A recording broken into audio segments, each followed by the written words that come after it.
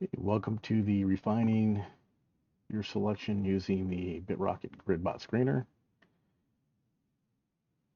Once you have that added to your chart, one thing you notice, I have my candles um, hidden. For setting up the GridBot, it's really not that important to look at unless you want to see where you are, if you're on the bottom or a top. But for right now, for what we're doing here, we don't need to look at the candles, it just gets in the way. So we're in the 30-minute time frame. Go to your settings, for the GridBot screener settings. And let's see, I just unselected the price, don't really care about that. Um, I have the length set at 672, which is on the 30-minute time frame, 2 weeks. So keep in mind when you're changing your time frames, which typically you might go out to the 1 hour. Depends how far back you want to go. If you're going to go back a year, I wouldn't use a 30-minute time frame. I would bump that up to 1 hour or the 4 hour, because this number will get into the thousands. Um, but for the 30-minute time frame, we'll just go out 2 weeks for this exercise, which is 672. Make sure all your lengths for each one of those indicators are 672. The ADX max is 50. No way around it. Doesn't matter what time frame you're on. 672, 672, 672, 672. I have the transaction score date. Went back 2 weeks to 2.5% grid step.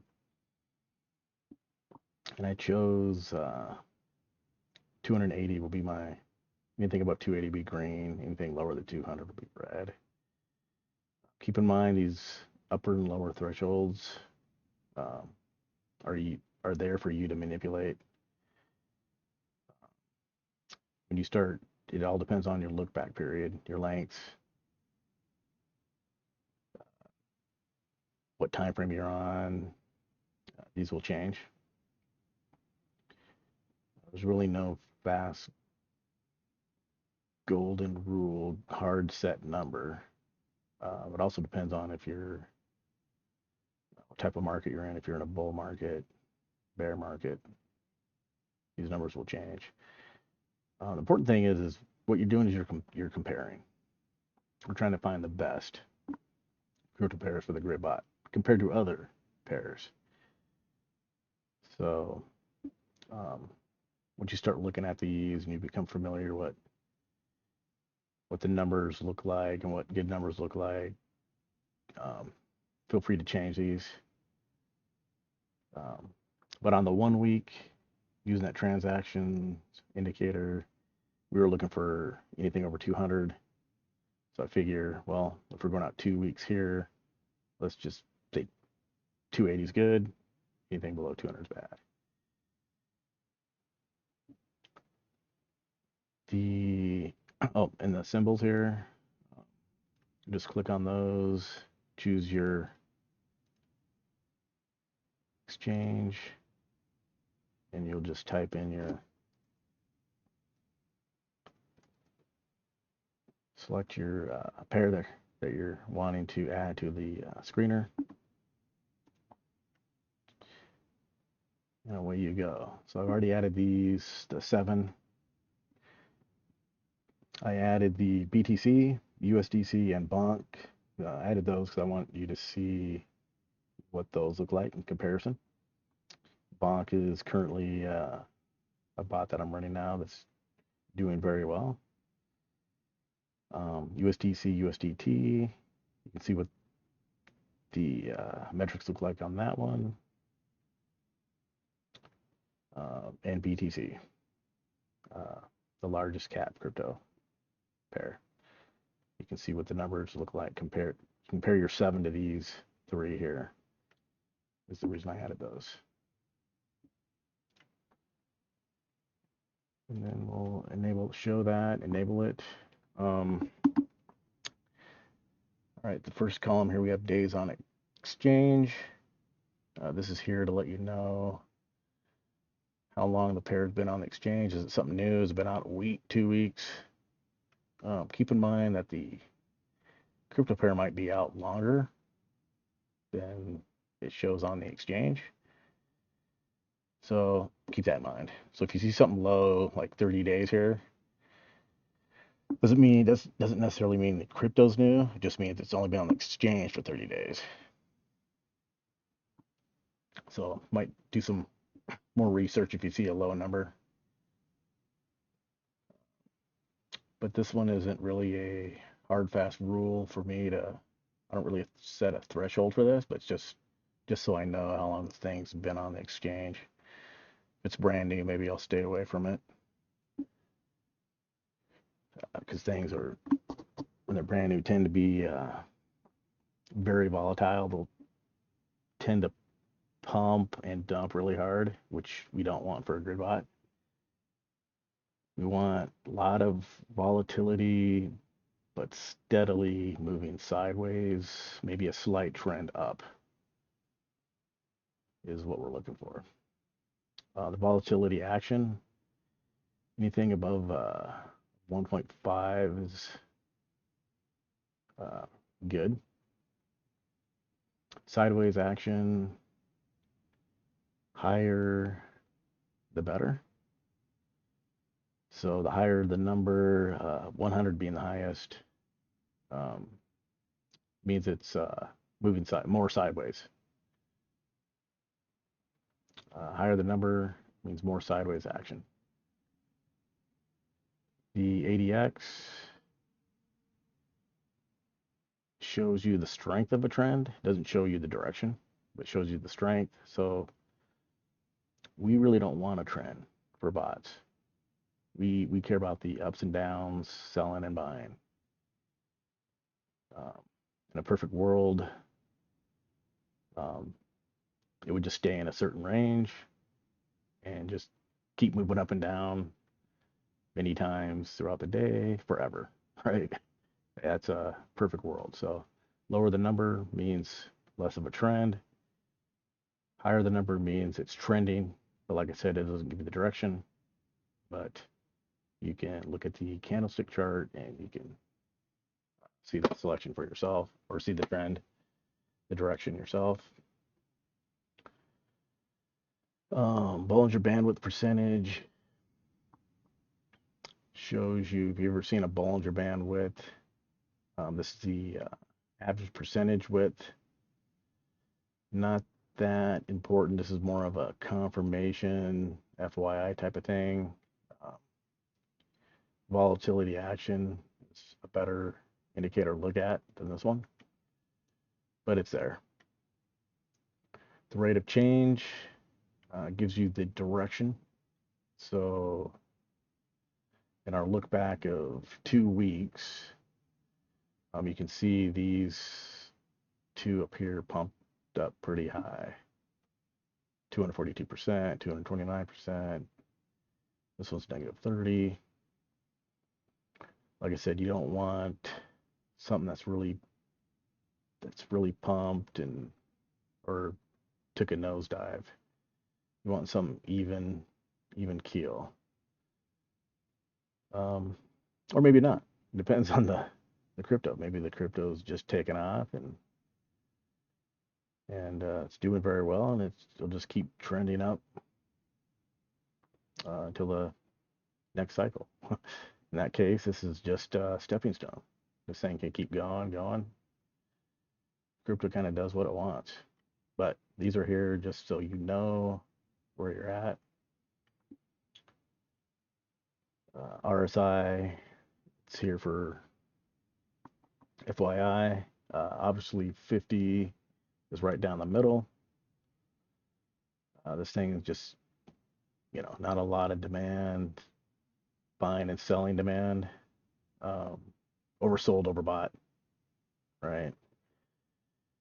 50 is kind of middle of the road. Uh, so for this threshold here, I just went +5, -5, still in the green. And these are all green here. These are the volume transactions, the number of transactions in 2 weeks. Obviously, we want a high number. Volume in US dollars. There's no volume money-wise, then your grid bot doesn't have enough liquidity to make those buys and sells, right? But believe it or not, a couple thousand is really all you need, and you can still make money off a bot. So just make sure it's not super, super low. I think I have 2,000 down as my threshold for the 2 weeks. Uh, as you can see, there's 321 transactions, but not a lot of money. So that just tells me that there's probably a lot of volatility, small movements in this guy. Safe range is the largest amount this pair went down. So if you're setting up trying to figure out a good grid range, definitely look at this. 80s definitely a lot. 90s definitely a lot. But that could also mean like, hey, this thing's done moving down, so it's safe to use this as a grid bot, right? Or is it going to go down lower, right? That is the question. That's there for you to decide when you're setting up your grid bot. Like look at this one, MTC, USDT, it's 42%. So make a grid range of 40, 50, most likely, going by history here, this thing will stay in that range. It won't go below your range. And as you can see, and this is why I added the USDC, USDT in here, so you can see, you can compare it. So this one here, as you can see, the volatility action is 0.02. Because all you're doing is, this is just trading USDC to USDT. There shouldn't be a lot of price fluctuation. Matter of fact, there was only 0.2 rate change, 0.17. A lot of volume transactions, a lot of volume dollar-wise. So there again, case in point, volume doesn't always mean or make for a great grid bot. Since we're at the 2.5 grid bot percentage, and this thing is only moving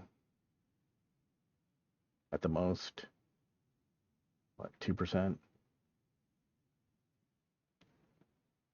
then there will be no buys or sells at 2.5. You'd have to lower your grid step percentage to like 0.25 or something very, very low, which doesn't make any sense.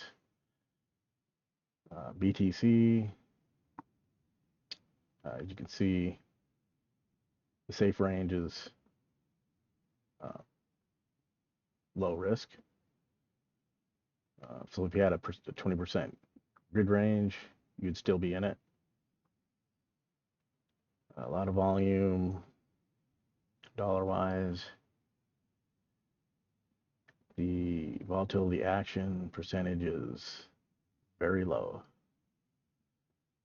Sideways action in ADX, green, but this just makes for a terrible grid bot. 40 transactions in 2 weeks, which means on average half of those are buys and sells. So he would have had 20 sells in 2 weeks, so 10 sells in 1 week, um, roughly one sell a day, which, you know, over a year, low risk over a year, not, that wouldn't be a bad choice if you just wanted to hold on to BTC and make some money using the grid bot along the way. So out of the 7 that we care about here, well, I wanted to show you the bonk here first. ADX not really trending in any direction, so this is good. Sideways actions, good. 3%, definitely a good volatility action percentage. We got some volume.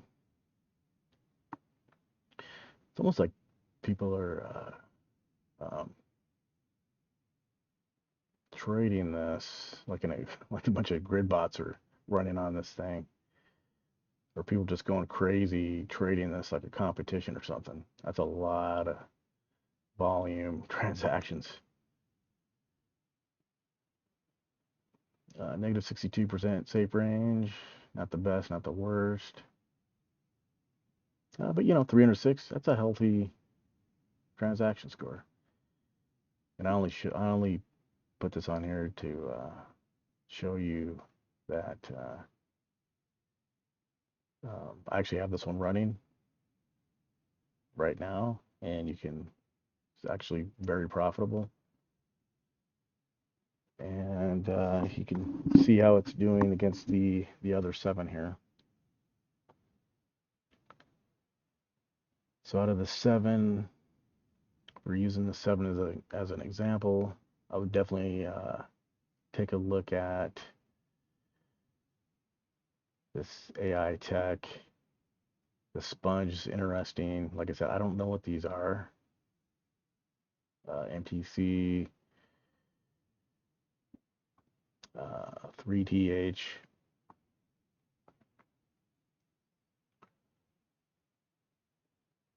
Yeah, I would research these a bit more.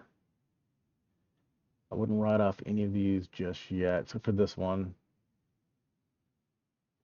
I might write this one off here, just because the volatility action is a little bit lower than I would like. And out of the 7 we're looking at, it has the fewest transaction number. So we can wipe this one off our list. And if I was going to wipe off another one off the list, maybe it would be this 3TH and the TUSDT. So the next video will discuss doing some additional research on the remaining pairs, and that's under the investigation process step. And that one there, we're just taking some of these metrics in here. We are going to research the pair, find more info, make sure it's not going to be some kind of rug pull. Meme coins are okay. I mean, they can be, as long as they're, it's not going to be a rug pull, obviously, but nothing wrong with meme coins. This bonk is doing very well. Meme coins are community driven, and they tend to get pumped by the community and pulled along by the community. So I wouldn't write off meme coins right off the bat. But in the next video, we'll go over what I do to research these. For right now, let's go ahead and just so we're only looking at the ones we care about, let's go ahead and get rid of the SUI, the TUSDT, and the 3TH. And we'll discuss how to research these in the next video. All right, thanks.